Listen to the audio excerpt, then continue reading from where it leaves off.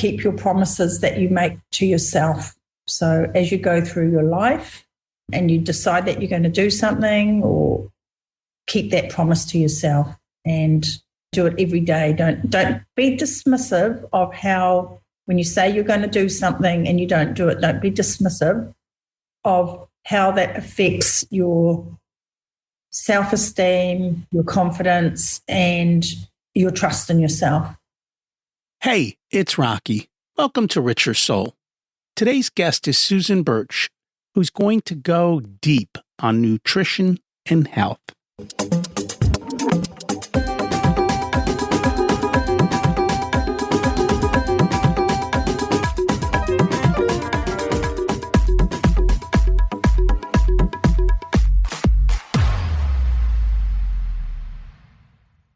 Imagine it's 12 months from now, and you've achieved your major life goals.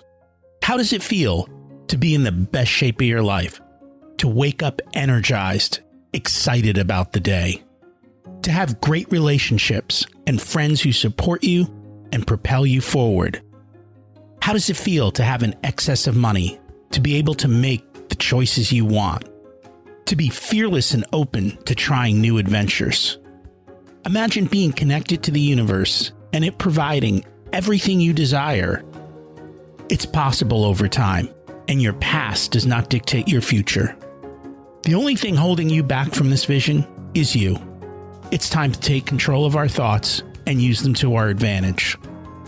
Welcome to Richer Soul, where we achieve our dreams and create harmony to health, wealth, relationships, time, and spirituality.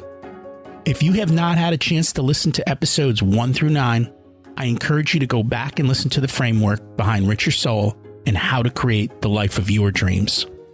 You can also find all the show notes for this episode at richersoul.com. Today's quote is from Albert Einstein. Information is not knowledge. The only source of knowledge is experience. You need experience to gain wisdom. I can relate to this. Until you do it, it sometimes doesn't make sense, or you don't really get that next level of what it is. I know for me, with my health and nutrition, I had to play around a lot with foods to find out what worked for me. Even now, I'm struggling again as something's changed, and I don't know what to do. I'm digging more into fasting and also monitoring blood glucose levels to see maybe I'm off. Looking forward to figuring it out again and dropping my weight. And that's why today's episode is going to be fun. But before we continue, let's review last week's action step, which was to write down your pot of gold. Where do you want to go? Where are you today? And what's the head trash that's holding you back? How much is it going to cost you if you don't? Those are important questions. And until you define where you want to go, it's hard to get there. And then we just have to overcome ourselves and take the next step. Turn off the noise. As I mentioned in the past, I struggled with weight loss, and then I did really well. But over the last couple of years, it's come back to a little bit of a struggle. And what worked is no longer working. So I got to change again. Some of the keys might be me getting a little bit older, or maybe I'm missing certain nutrients. We're going to chat about that today, and maybe you'll have some takeaways that you can use to work on your health. What we think is healthy is not necessarily so, and our healthcare system is really a sick care system. Let's change that. Susan Birch is known as the health detective due to her ability to find the root cause of underlying health conditions and support her clients into making the change necessary to regain their health and vitality. Susan's been passionate about health for more than 40 years. She strives to help people lose weight and prioritize their health so they can experience greater personal and professional success and live meaningful lives. If we expect our bodies to last a lifetime, they deserve to be treated well. But first, we need to know what treating them well really means. Let's meet Susan and find out. Welcome to Richer Soul, Susan Birch. It's great to have you join us today. Thank you so much, Rocky. It's a real pleasure to be here with you. And I'm excited to learn from you today. We always like to start at the beginning. What was it like when you were growing up, and how much did your family and school teach you about money? Gosh, isn't that the big question? I grew up in a small village in New Zealand called Ruatahuna. So it was a very isolated small village, milling village. My dad was in the milling industry. And in many ways, it was a really idyllic childhood, I think. And then in other ways, it was quite a challenging childhood. We didn't have constant electricity. We had a generator for the village, and we walked everywhere, and it was a different kind of growing up. But I think we learned a lot of values. My father had a fairly pragmatic approach to money. He didn't think you needed more money than what you needed. He used to say you can only live in one house at a time, you can only sleep in one bed at a time, and you could only eat one meal at a time.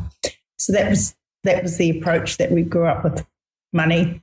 I do remember it was way back in the 1960s, and I remember he used to come home with his pay packet from the mill every 2 weeks, and him and Mum would sit down at the kitchen table, and he would count out the money, and a certain amount went into the bank, and then the rest had to go and pay the local shop for the food that we'd bought for that time. And sometimes if there was a little bit left over, we might get a bar of chocolate, or Mum might buy a nice piece of steak or something like that for dinner. So I think they were quite conservative with their money, saved, and didn't live beyond their lifestyle. Very different than today. Very, very different than today. It is. So based on that upbringing, how do you view money and making those kinds of choices? That's a really good question. And I think a lot of us have really complex relationship with money. I know a lot of other entrepreneurs, self-employed business people. Sometimes we struggle with the money aspect of running the business. We're very passionate about our work. We love what we do. We really want to help people. And we find that quite challenging, charging for it, and, feeling responsible for other people's outcomes, and, making sure that they're getting, good value for what they're investing. So I think there's a bit of a complex relationship there, but, a lot of that is just about growing up about money. Money is just an exchange of value, and quite sure where my thoughts are going there. It's okay. And it's funny because I don't think a lot of people realize that a lot of business owners, especially when they're valuing their work or their time, really struggle with the question of, am I worth that much per hour? Is what I'm providing worth that much value? And are people willing to pay me? It becomes tied to their emotional self-worth instead of being tied to the value delivered. I really agree with that. And I had a bit of some insight a few years ago, because I realized that I feel really responsible for my clients achieving their goals. And actually, that's not my job and that's not my business. And so you would feel that you didn't want to charge so much because you didn't feel that they had perhaps made the gains that they had expected. And yet that's nothing to do with me. I still invest. I invest hugely in my education. I have invested hundreds of thousands of dollars in my education to get better at what I do, learn more, be able to communicate that well to people. And so that was a really good insight for me, and helped me to start putting more value on my own services and what I bring to people. And people can make their own choices if they, in my case, if they think their health is worth it, then I think, they will invest. And if they don't, well, they don't. But one thing I do think is quite interesting is how people will invest in homes that cost hundreds and hundreds of thousands of dollars, or cars that cost, multiple tens of thousands of dollars, but they won't invest in the most important thing, which is themselves and their own body and their own health. And that's very true. It's a choice, right? You choose to invest in your health, or you choose to invest in something that essentially will deteriorate, which is what a car does. And houses deteriorate too. It takes a little bit longer, and you have to keep throwing money into them. And hopefully your house goes up in value over time. Cars tend to go down unless they happen to be some kind of exotic car. But yeah, people are misguided with where they direct their funds instead of investing in themselves and in their continued learning and so forth. Quite different. So let's chat a little bit about that. You've spent a lot of money investing in your education. Tell us a little bit about that. Where have you spent your time learning? Well, I started doing, the usual university degrees and did a master's degree and went down all sorts of different rabbit holes around health, exercise, physiology, and nutrition and nutritional biochemistry. And then since then, just continuing education, functional medicine training, more nutritional biochemistry training, neuroscience training, coaching, learning to coach and learning coaching skills. So, there always seems to be something on the go, and there's always something new to learn. It's funny. In the medical industry, they do not teach doctors how to be coaches. And doctors really don't help people transform. More often than not, people go, give me a pill. And doc says, here you go. Have a nice day. And that's the end of the conversation. It's not, hey, you need to change your lifestyle, or they give the standard 2-minute, same thing you've always heard, eat less, exercise, don't smoke, blah, blah, blah. Don't drink so much. But, to be honest, the alternate health industry does actually do a similar thing. We just don't hand out drugs, right? Mm-hmm. So we use supplements, and people come and they have a list of symptoms. Often they'll check them out on Google, and then they come along and they say, oh, I've got menopause symptoms, or oh, I've got high cortisol, or I've got whatever. And what's the best supplement that I can take for this? And it doesn't really work that way. Health is about creating energy. To have good health, we have to have really good energy in our body. Our cells have to have the ability to make energy. And if we can't make energy, then health deteriorates. All our body systems start to deteriorate. And we tend to approach everything from looking from what we can use to treat the symptoms, rather than how we can actually get those cells back to working properly and producing the energy that they should naturally be producing. Everybody wants to put a Band-Aid on it. Nobody wants to do the hard work of fixing, or I think even harder today, if you have an underlying condition that is not easy to say this is the reason it happened, medicine's going to give up on you. So like when I went to the doctor and I had high blood pressure, I'm like, well, how do we fix this? And he's like, well, you just take these pills. I'm like, no. That's not what I asked you. What is the underlying condition that's causing this? And he's like, we don't know. I'm like, well, gee, thank you.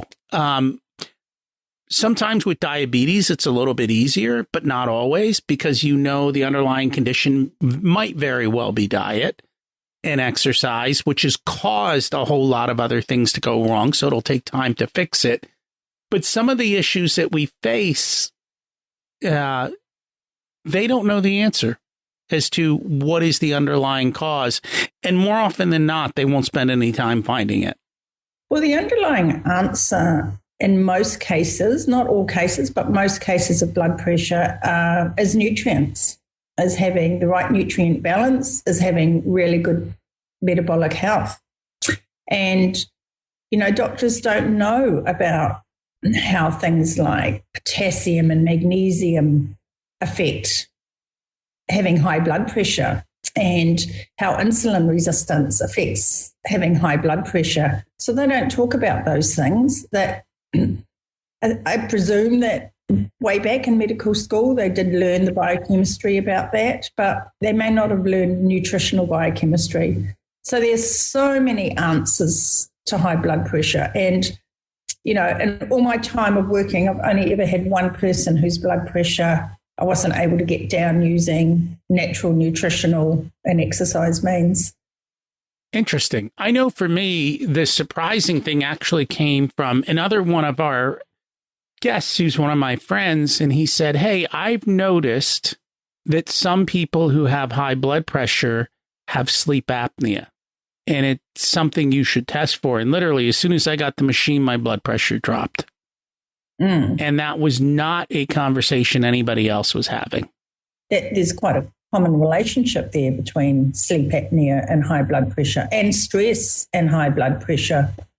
And, these other conversations doctors should be having. We're not, we're just the ambulance at the bottom of the cliff. We're not doing root cause. We're not looking at why these things are happening.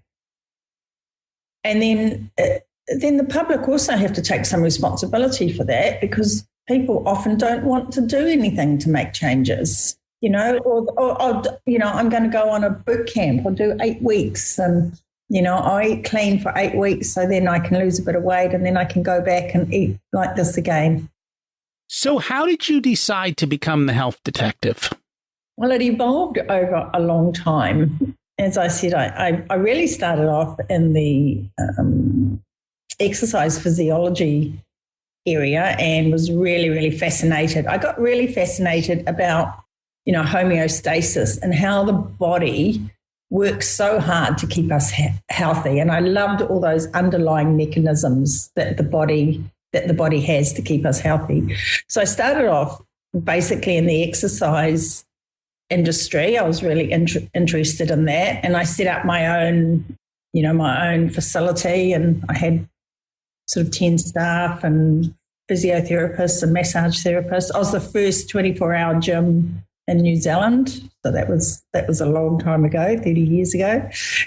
And of course, as I learned more, then nutrition obviously became, intimately tied with the exercise and then the recovery, and then learning more about supplements, because everyone was asking me about what supplements they should take. And I was like, I have no idea what these things do and whether they're useful or not. So going down that path, which got me into the functional medicine aspect, and then wanting to dig deeper into the biochemistry, like how do all these nutrients work in our body and how do they affect what our body does. And my clients started to call me the health detective, and that's how that started. They would say, "Oh, you're the detective who figures out what's wrong with our health when the doctors can't." So, and I think for a lot of people, for underlying chronic conditions, you really do have to kind of go on a hunt to figure it out, because everyone reacts differently to the different nutrients, and figuring out where you're running into an issue. And everyone reacts differently. There's a whole host of science coming out now showing how the epigenome is turned on and off in different situations for different people, in which case they need different focus. And then you've got to make sure that you're within the appropriate range. Too much and you have a problem. Too little, you have a problem. And you literally have to play around with your body and try things to figure out what's going to work for you. I think that's so true. And it's lovely that you brought up about epigenetics as well.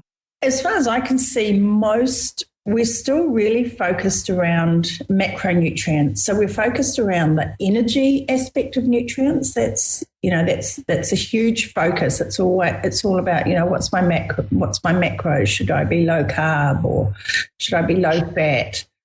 And what we don't often focus on as much are the vitamins and the minerals and the trace elements. And when we do, we take a multivitamin and we think, oh, that'll get us by, that'll make up for any deficiencies that are in those carbs and fats that we're eating.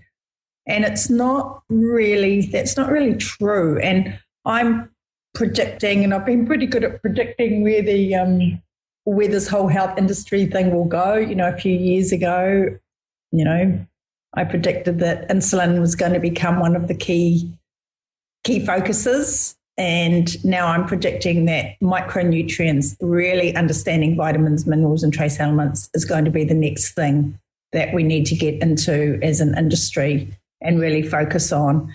And we need to learn how to get it from our food.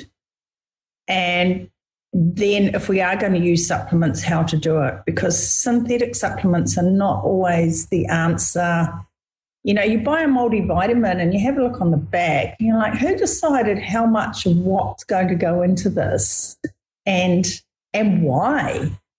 Because so many of those nutrients need to be taken in balance with each other. They compete with each other, receptors for each other. I mean, if we look at the moment at the increased recommendations in taking vitamin D and zinc for COVID, and everyone's told, just take vitamin D, take zinc, that'll help you with your COVID. But nobody's talking about the fact that that's going to block your vitamin A uptake and the importance of vitamin A in all of your health. And they're not talking about how zinc's going to block copper and how copper is so important in your metabolism. And, there's just thousands of these different interactions. So you mentioned supplements, but supplements can be problematic. How much of this should we try to get from eating real food? And you can even define what real food is if you want, versus popping a pill. Well, I think it should always start with real food and saying that there are problems with the food chain. Soils are more depleted. We aren't getting as many of, those minerals and trace elements in our plants and in our animal foods. I think the first thing to look at with real food is eliminating all the processed food. We want to go back to a diet that is, sort of an ancestrally appropriate diet. And processed foods for me do include breakfast cereals and, a lot of those kinds of foods that we see all the time on our food pyramid. Definitely want to try and, get rid of the sugars or the added sugars. And then just, as you said in the beginning, Rocky, everybody's different. Everyone's at a different place in their health. Everyone reacts slightly differently. So when we're looking at the use of fruit, for example, there's a lot of debate about fruit at the moment. So if you're a type 2 diabetic, well, then you might want to cut out your fruit until you resolve your diabetes. But, if you're a healthy, fit, metabolically healthy person, well, then you might be able to consume a little bit of fruit. So, it becomes very individual, and it becomes a matter of working out what works for you and remembering that your body changes over time as well. So what works today, this year, might not work next year, and you might need to upgrade things a bit. And I think people forget fruit used to only come in season, and the season wasn't long. Yeah. And it wasn't the sweet kind of stuff that we have today either. So I think eating locally and seasonally is really important. And the other thing is protein. And I think, protein has been vilified, animal protein has been vilified, and protein is the building block for our body. everything in our body runs on protein, and all our enzymes run on protein, our hormones. I mean, there's nothing in our body that's done without protein. And I think it's really misunderstood. And I agree with you. I think that the biggest struggle I've been having lately in looking at things is you go to the store and you buy vegetables and you realize, wait a minute, these vegetables weren't grown in soil. They were grown hydroponically or in some sort of a greenhouse. So do they have the minerals that they should have inside of them? And then when you look at proteins, a lot of animals are actually fed corn or cornmeal or processed meal. So now you're eating an animal that was eating processed food. This isn't the cow that was out grazing in the pasture and the chicken that was eating, in the wild. And that's why I think when you look at how big the meat has gotten because they filled it with hormones and everything else, the reality is that's going into you too. Yeah, it is. It's absolutely going into you too. Buy New Zealand beef and lamb is all I can say. And it's true. I don't think people realize the food that's available in Europe and Australia, New Zealand is not the same type of quality and same processing that happens in the United States. It's quite different. There's a difference in what the government rules are and how things are done. Yeah. And, we've got great farmland. We have amazing farmers. And, not to say that our beef and lamb, or our beef anyway, don't get a little bit of grain fed, perhaps. But, the majority of their life they're spent outside on pastures, eating green grass. And that's what they're supposed to eat. It is.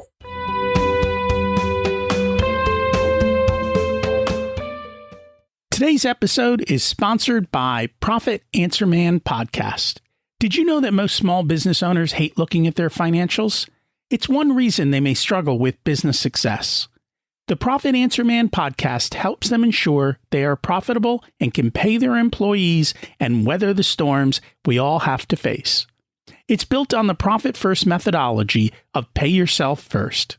The Profit Answer Man podcast is a must listen to for every small business owner and anyone who wants to help them survive and thrive. Check it out on your favorite listening platform.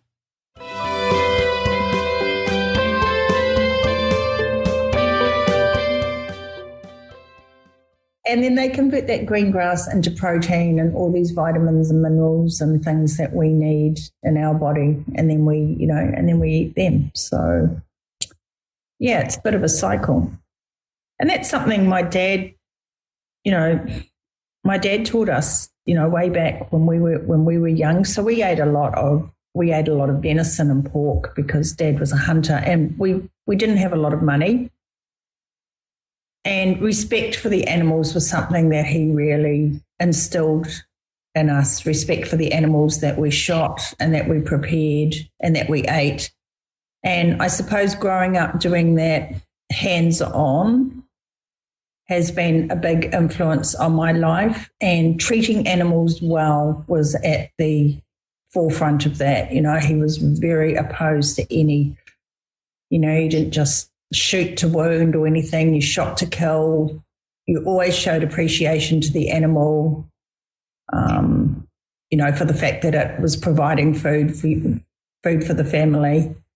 And I think we've got away from that these days. You just buy it in a plastic bag from the supermarket, and we're not really connected to it very well. We're not. And as part of you used more cuts of meat from the animal that we don't use today. In other words, the liver and Absolutely. Organ meats and all of that, they were all utilized in the past. Today, nobody eats that. Nobody eats liver anymore. Yeah, well, we grew up eating liver, kidneys. That was all a really important part of the animal. And so I suppose you developed a taste for it. You learned, you just, as you do when you're kids, you just get fed something and your taste buds adapt to it. And you didn't have this, oh, that's yucky kind of feeling. Lots of soups, boil up the bones. So, all the stuff that today is becoming like trendy was what we did when we grew up. Eating the marrow, we always just sat there and sucked out the marrow, at the end of, we cook up a roast and everyone was fighting for the bone that had the biggest bit of marrow inside of it. And we get goat meat, and goat meat, it's easy to eat the marrow because it's much softer to pull it out of versus a beef bone. But yeah, people would put the bones in the pot and boil them off. And so you're essentially using the bones as well. Again, today you can buy bone broth, but it's not something we spend enough time on. Mm. So the biggest thing we see, at least in the United States, I think, is kind of that trio of insulin resistance, high blood pressure, cardiovascular problems, central obesity. What do we do about all of this? Well, that is that metabolic syndrome, and along with the blood pressure, that increased waist to height ratio that you were just talking about. We have a few things on blood tests that we can look at as well. So we have high glucose and high insulin, and when those things all come together, your risk of heart disease increases, and obviously your risk of obesity increases, and so does your risk of type 2 diabetes. And it's really about changing your diet. So it's really about reducing that insulin, getting that blood sugar under control. And, blood sugar is managed by insulin, and it's affected by what we eat. So to change it, you just change what you eat. You just stop eating foods that for you make your blood sugar spike and drive your insulin up for long periods of time. And I think a lot of times people are unaware of what's doing that. And unless you have systems in place or monitoring, you may not realize what might be doing that. So sometimes it's hidden ingredients. Sometimes it's just the way your body reacts to particular foods. And I know more and more they're getting better sensors out there, more monitors, more wearables, and it's coming, but little by little we're getting there. Well, I think, having a blood sugar monitor is quite a good thing. Anyone who's got a excessive waist to height ratio really needs to be monitoring and having a look to see why, because we know that that's one of the biggest drivers of disease. And, you've got over 70% of people in the US at the moment with poor metabolic health. It's absolutely huge. And it's not taken all that seriously in many respects. And New Zealand's the same. We're following in your suit just so rapidly, and no one takes it seriously. It's always someone else's problem. Oh, yeah, the type 2 diabetes is a problem, but that's somebody else. That's not me. And just taking that time to have a look at what you're doing and what the effects of that's going to be on your life. I mean, it's debilitating. It's, I see people at the end of the problem and they go, God, I wish I'd done something about it so much earlier. And it's just about making those changes, learning about real food. All the stuff that comes in containers off the supermarket shelves and boxes is not real food.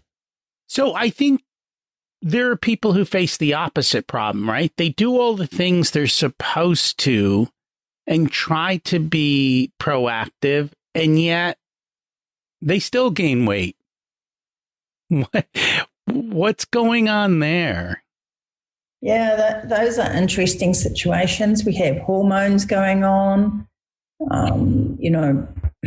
so a lot of hormones affect weight, and not just the sex hormones either. So we've got cortisol, so we have stress as, and the adrenal system. So stress plays a huge part in our health, and stress does something that we call, increases our nutrient burn rate. So when we when we're under a lot of stress, our body has to take nutrients that parts that we would be using, that organs would be using, and divert them to the adrenal system to deal with the stress. And so that means that those other systems are not working as effectively as they should be. And then cortisol increases glucose. So that's one of the things it does. And it breaks down protein to do it. So it does it through gluconeogenesis. So it breaks down protein, increases glucose. So then your body has to respond by releasing insulin. And you're just on this roller coaster, constant roller coaster. So that can be one aspect to have a look at. And too much exercise is something, we see all these people, and I've seen this recently with one of our local CrossFit gyms, and they all do their, body scans, and then they go and do their CrossFit training and all their various challenges. And then the woman come and they go, my body fat's going up, like I'm working out twice a day. I'm going so hard, and yet look, my muscle mass is going down and my body fat's going up. And they're just not appreciating how much stress they're under. They've got children, they're going to work, and then they're adding all this physical impact to their bodies as well. And then they're trying to reduce their eating and control their calories. And it's a recipe for, as you said, weight gain that you don't really understand why. Hormones get out of balance. That's why you need a detective to figure it all out, to help you through the process and say what's happening within me, and then doing the appropriate testing. And unfortunately, we don't have a healthcare system.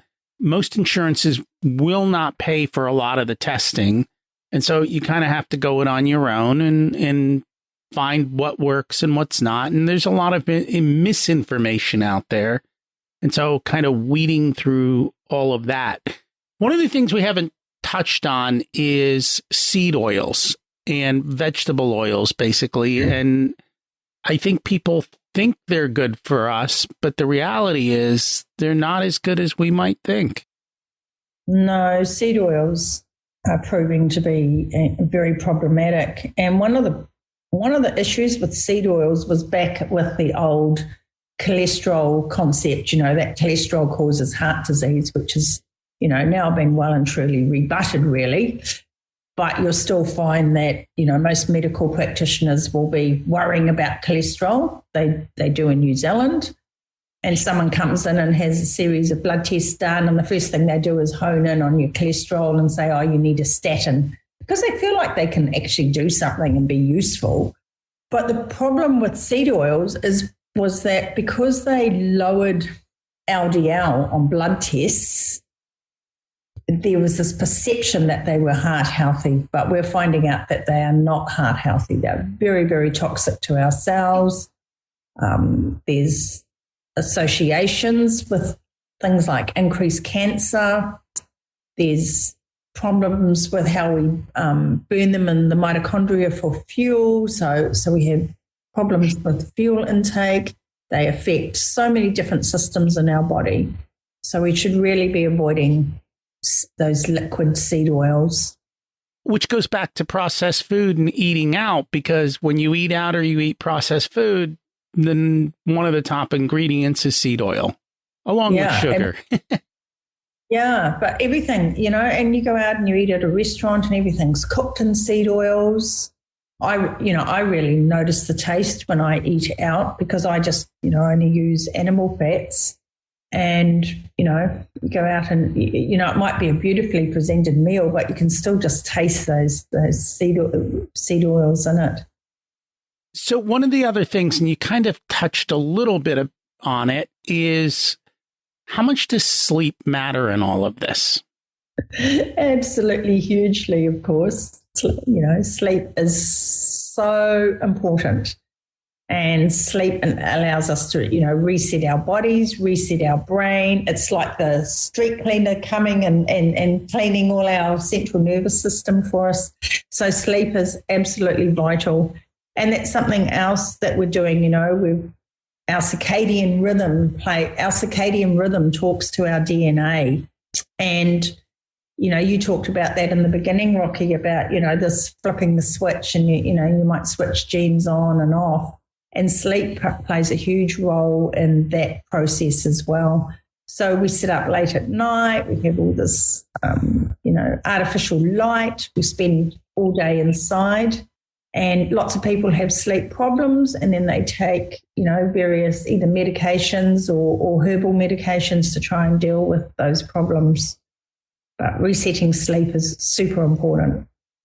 And that's the one area I think we're getting better monitors now, is the ability to measure our heart rate, our blood oxygen levels while we sleep, and how much deep sleep we're getting, and how all of that is working. Because you might think it's okay, but if you don't measure it and you don't check it, you don't necessarily know. And so part of that is finding the right measurement tools to be able to do that. And then the other part of that is actually doing something about it when you do find the right measurement tools. Because I know so many people who measure all this stuff, but they don't do anything different, you know? So you've got to be committed. You need to start thinking about what is really important for you, and how important is your health for you. We only have one body. We said in the beginning, your car wears out, you go and buy a new car. We can't go and buy a new body. We only have one body to live in, and it's got to last us our whole lifetime. And we really want to be living that lifetime with a quality of life. So I think, I like these tools. I like testing, because testing helps. It gives us information and helps people learn and understand, and I think that's really important. But then you've got to be committed to making changes once you know the results. It's like looking at your bank statement, isn't it? And you're in overdraft all the time, and you're like, oh well, I'm in overdraft. And lots of people are in overdraft with their health for their whole lives. They are. You talked a little bit about supplements. What are the supplements we should be thinking about that most people ignore? I think magnesium would be a big one. So I think magnesium is really important, and almost everybody needs magnesium. And magnesium is involved in, over 3,700 enzymatic functions in the body. So magnesium basically drives everything. It's really important for our adrenal stress system. So I think magnesium is something that's super important, and getting the right type. Some of the magnesiums out there are not very bioavailable. So things like magnesium citrate if you get a bit constipated, perhaps. Magnesium glycinate is one of my favorites. Magnesium malate is really good for helping increase energy. Magnesium threonate is really good for if you're getting a little bit depressed. So finding the right kind of magnesium, or using different types, can be really useful. I think getting tested for your nutrient status is important before you start going and supplementing lots of different things. So, lots of people are notoriously low in B vitamins, but you want to make sure that you're low first. There's no point just supplementing for the sake of it. Copper is really important and very undervalued. We tend to put all this emphasis on iron, and everyone is iron deficient. But most people are actually iron dysregulated, and they probably need more copper to get their iron working properly and get their iron transport system going properly. So those would be, a couple of my top ones. Vitamin A is really important. And again, I don't think we're getting enough vitamin A.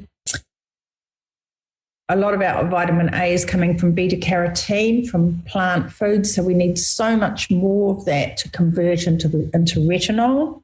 So things like butter and liver give us the retinol itself rather than the beta carotene precursors.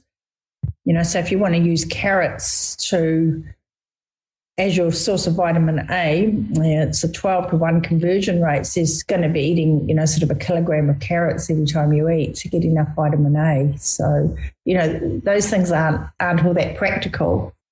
And I think those would be my top supplements. That is the problem. Some of the supplements, in order to get enough, you do have to eat quite a bit of it.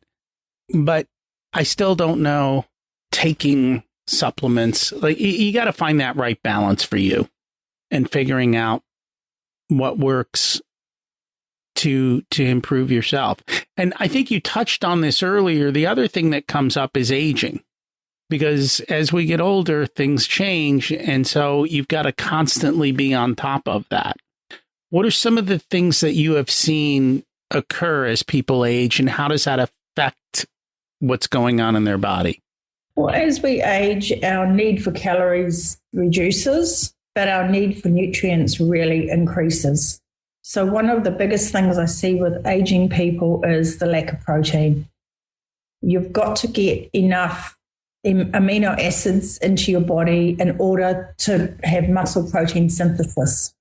And, one of sarcopenia is one of the biggest problems with aging, that loss of muscle, the inability to, get up off the ground if you fall over, losing strength. So protein is really important. And, leucine is the key amino acid there for muscle protein synthesis. So it's not a matter of just eating an egg or eating a tiny bit of protein. It's about eating enough grams of protein to be able to stimulate muscle protein synthesis. So I think that's really important in aging. And then our need for calories reduces, so we don't need as many carbohydrates and we don't need as much fat. And I think as we get older, quite often we stop worrying about our waistline as much. We think, oh, well, we might as well just enjoy the last years of our life and, let's just get on with it.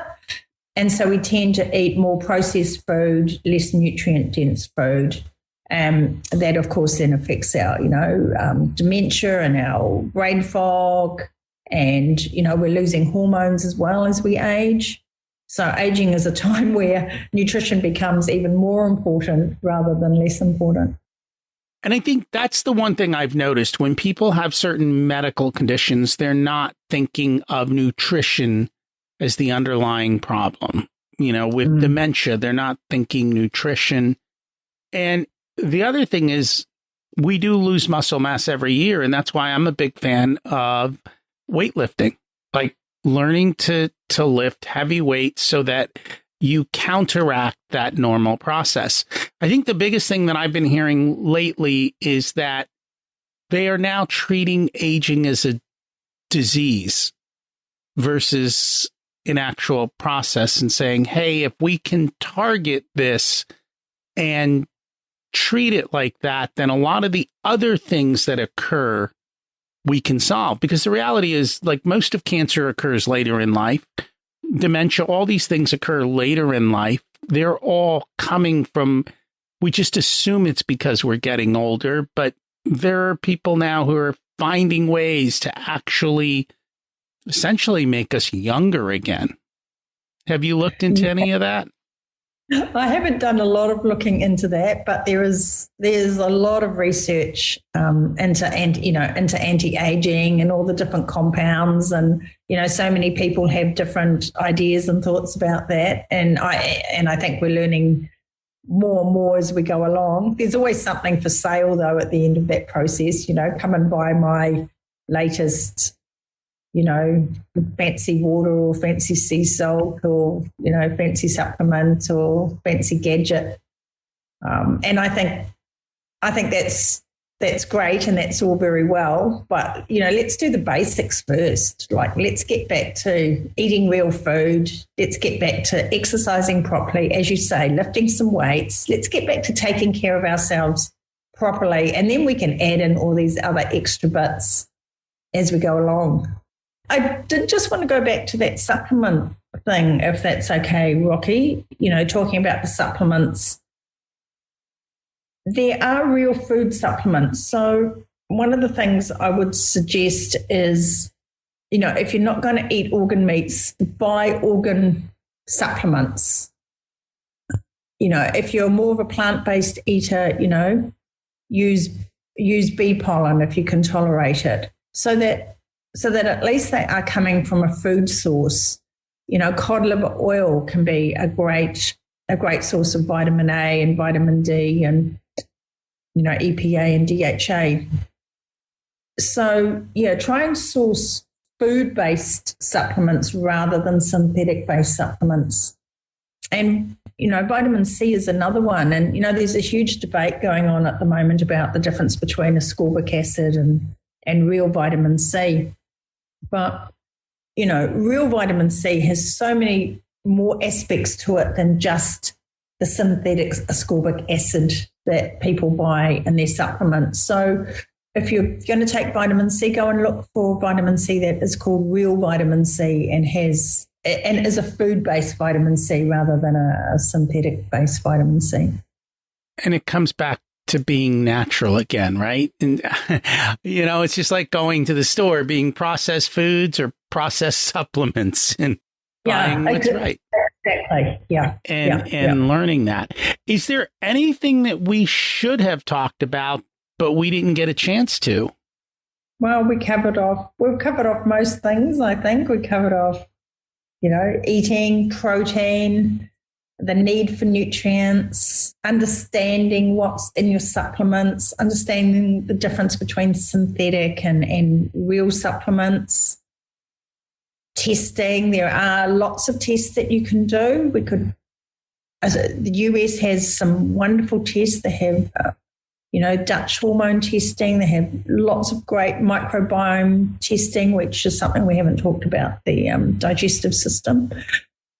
They have lots of nutrient kind of testing that is quite hard for us to access in New Zealand. So that can be well worth doing in terms of going out and seeing what you need, what kind of balance you've got in your body, and then being able to follow up with a more specialized, personalized plan.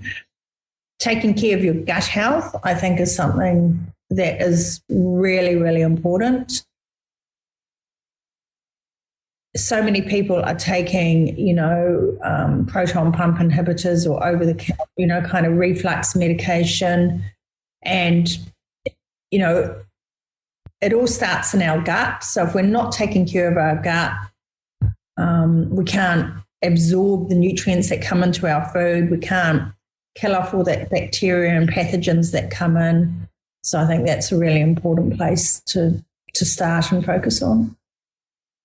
And so I've been hearing of studies now coming out with regards to COVID and microbiome and gut health. And they're starting to see links between weak gut health and COVID.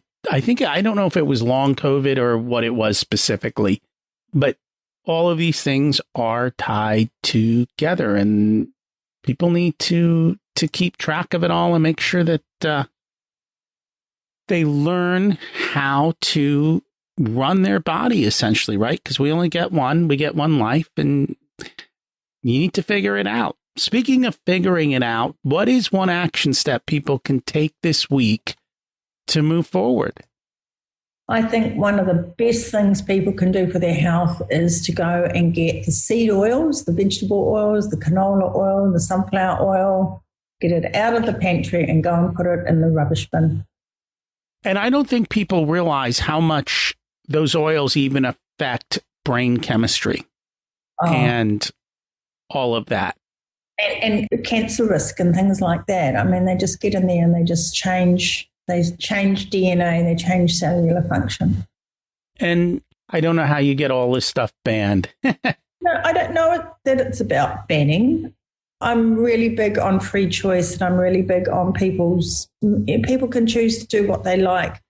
I think it's really about education. And, the problem is you turn on Google and you look something up and you've got this, latest supplement to take.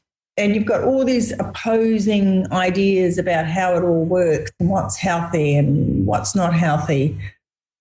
And I think it's about really just going back and being in tune with your own body and listening. Look, if you've had a good sleep and you wake up and you're still exhausted, there's something going on. If you're having to buy a new pair of trousers every year because you can't fit the old ones, there's something going on. So go back and get back to the basics and really listen to your body. And that everyone knows that, buying packaged food isn't nutrient dense and isn't healthy for them. I mean, that's why we have people talk about, I'm eating healthy today or I'm eating unhealthy today. Everybody knows. So just really, really go back and get back to the basics and enjoy it, because, part of the question is about why does it feel like such a sacrifice to do that? Why is it such a sacrifice to give up these foods? And I think that's a big question for people to ask themselves. Because they make them taste great. That's why. They know what they're doing. Yeah. Well, there's all that too. There's all that addictive nature too. And there is one other thing that I'd like to touch on, and just going back to the stress and our DNA and our epigenetics, and that is that stress and fear are one of the biggest modulators we have on our DNA. So I think, dealing with your stresses, acknowledging them, working through the various fears you have can be a huge input into improving your health. I concur.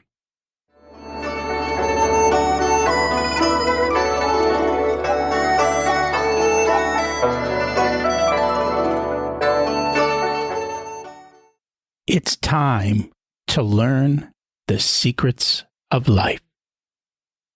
What's your secret to living an abundant life? I think being grateful and just making the decision that life is full of abundance, that life is worth living, always trying to put a smile on your face, but just being grateful for the fact that you're alive and, all the wonderful things that you have in your life. And every day I give thanks for, my family, my friends, and my life. And that also helps your health. And that helps my health as well. What did you learn later in life that you would have wished you would have learned sooner? Which one? Which one of so many different things? I think the biggest thing is self-confidence. I think the biggest thing is accepting yourself, that you don't have to be perfect, and learning to like yourself, I think, is one of the biggest things. And that's not always easy, because throughout school and so forth, you're always pushed the opposite direction. If you were to give an 18-year-old one specific piece of wisdom, what would it be? I think it would be the piece of wisdom that my father gave to me when I was a kid, or taught me when I was young. And that is to keep your promises that you make to yourself. So as you go through your life and you decide that you're going to do something, or keep that promise to yourself and do it every day. Don't be dismissive of how, when you say you're going to do something and you don't do it, don't be dismissive of how that affects your self-esteem, your confidence, and your trust in yourself. Great advice. If people would like to learn more about you, find out about your services, what's the best way for them to do that? So I have a website, susanbirch.co.nz. They can email me at susanbirchconsultancy@gmail.com. I'm on Facebook, Susan Birch, the Health Detective, and I have a YouTube channel, which is Susan Birch, the Health Detective. So more than happy to take a call. They can hop on my website and book a call, and we can have a chat and see if there's anything that I can help them with, or, help them learn. And thank you for that, and thank you for all that you do. It was great chatting today. Thanks, Rocky. Thanks for the opportunity to talk to you. Have you ever thought about getting your microbiome tested, or other health panels just beyond the basics they do now? I've had various tests done over the years to help me better understand my body. Even though my HDL is in the 90s, which is super amazing, there's still other factors I have to watch to ensure that I'm healthy and doing things right.